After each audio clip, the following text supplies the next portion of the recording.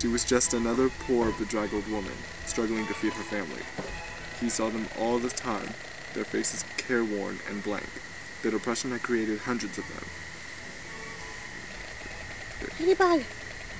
He was one of the lucky ones who still had his groceries and money coming in to feed his family.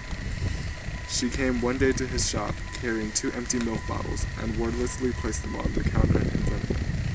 He took the empties and replaced them with full bottles, saying, "10 cents, please." She did not reply. She just took the bottles and left the shop. He might have gone after her.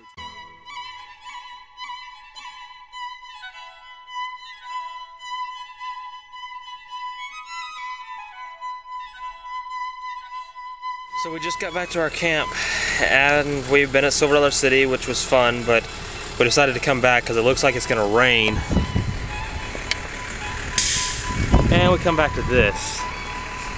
I can't survive though. Ours seemed to have blocked the wind from theirs, and it's all on the ground with a broken pole. So tonight we gotta collapse theirs when they sleep. Derek, what do you think about camping so far?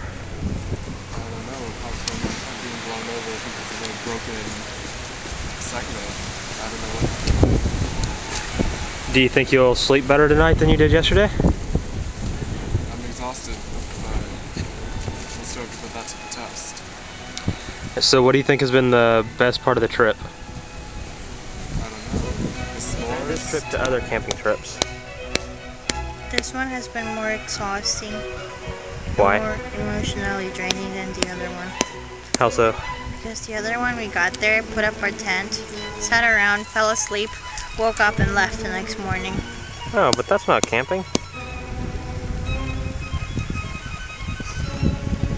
What do you think camping is? Fun. Experience so far. So far it's been good. Other than sleepy people who want to go to bed so early. What's the best part of the trip? Coming back and the guy's tent was down and the girls stood up. What's so funny about that? Our tent survived while yours didn't. Yeah. Ever think maybe it's because we had a top on it? Nope. What about the fact that ours is blocking the wind? No. Well, like the wind could have been blowing from the other way and therefore ours would have been blocking. But it was falling this way. Sounds to me like you're in a big Here's the inside of our tent after the aftermath, after a little bit of cleaning up. It's all got piled up and dumped around and everything else.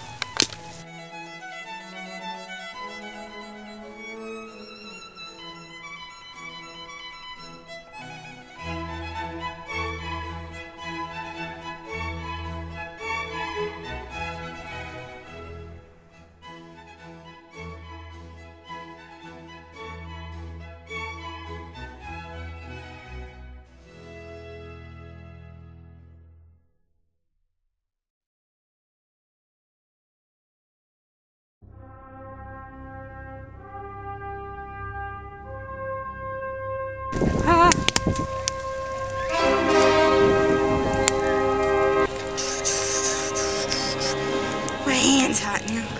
So here's the beginning of the evening of our camping trip, and we're finally roasting some hot dogs, which we've been waiting to do for a while. Now, Sizzling. some people need to learn patience, Yours is black. and some people need to grow spine, I have spine. I just have ashes on my and we need to cook some hot dogs. So goodbye. I think you may have finished roasting yours. You're gonna eat it? Yeah, you gotta wash it off. We're It's gonna all wash kind it of off. ashy. I'll just see how it looks after I wash it. Oh, it's not quite dark yet, but now rather than roasting hot dogs, we got some people roasting bread. I've had 3 hot dogs. Derek, how many hot dogs have you had? 2. Daisy? And Ashley. Half? She had half, but it took her that long. You only had half a hot dog? It took me that long to roast hers. I'm not Oh, a you- dog person. Did Daisy eat half of hers? No, it's right there on the fire. I got tired of holding it. Oh, Oh, never wow. mind. So, there it is right there. There's our nice fire. It's kind of hot, and it's throwing sparks at me. I am not spineless. Fruitcake. We're going to tell some ghost stories and roast some s'mores later. there's a place in southern Missouri called Branson. Table Rock Lake. Many years ago, Table Rock Lake was well known, what with rumors and secrets swirling until nothing could face it. In the lake, you'll find Table Rock Lake Road, a rutted, winding dirt road that curves down and through the valley, the lake. It was rumored that people sometimes went crazy just driving along it. One kid had heard from his cousin's best friend's sister's uncle that the police found a very strange sight once. Two people hanging in the breeze from one of the enormous trees that bordered the road. Folks whispered that maybe it had to do with the Table Rock Lake witch. On behalf of the Midnight Society, I call this story Missing. Awesome! Was that perfect? Oh, his poor mother. She moaned sadly, pointing to the missing child poster. Yeah, we'll agree. Missing a child is a horrible thing. Melanie stopped, grabbed his arm, and turned towards him. But the child is missing, she said, and I think that is worse than losing a child. Her eyes took on a glazed look, and Cole smiled sympathetically. Come on, sweetie. Let's go check it, he said. Melanie nodded, and then her son escorted inside the grandfather's. He checked in the front desk and and a map from the elderly woman behind the counter. Thank you, Cole said, and they turned to leave.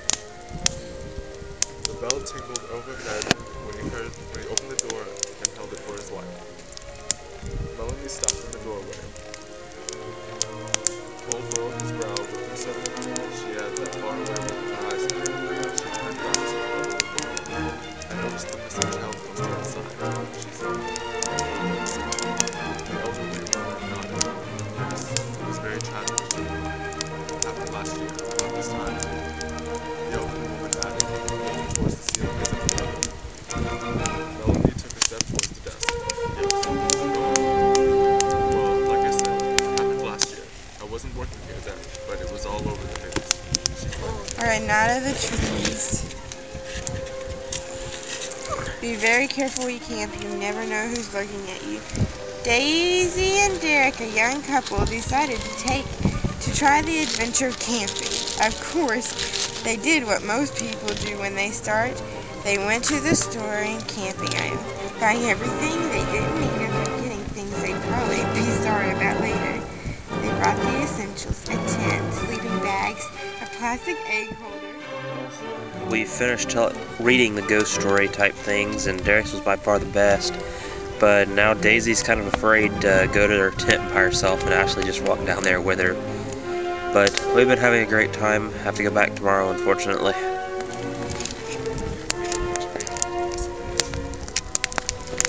We've discussed sleeping out here tonight, but I don't think we have enough firewood.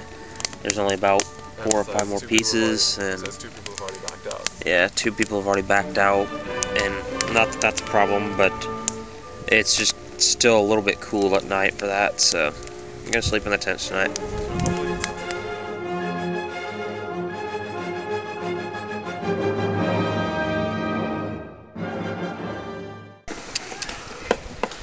And this is what taking down camp is looking like up here in the Ozarks.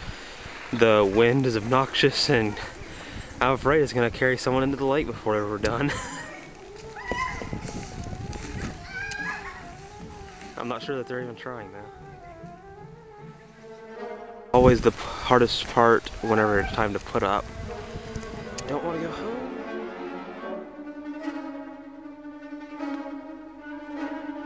And it's just hard to get it back in those bags.